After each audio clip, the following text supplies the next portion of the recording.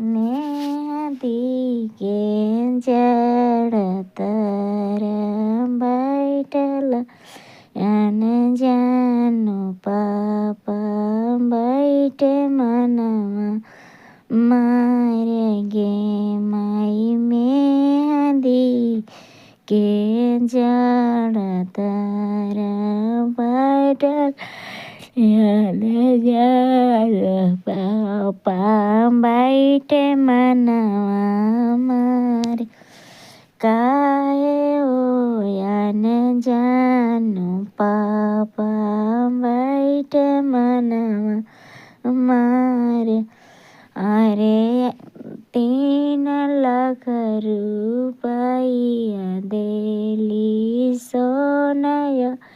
सनधिया गे माई 3 लाख रुपया देली सोनय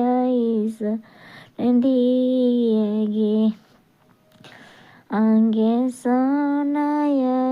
सनधिया देली ताइया दामाद रुसल गे माई मेहंदी के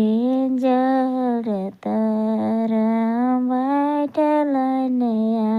जानो चाचा बैठे मनवा मारे काहे होयन जानो चाचा बैठे मनवा मारे अहो 60 रुपया देली सोनय सनधिया गे माई सोनय सनधिया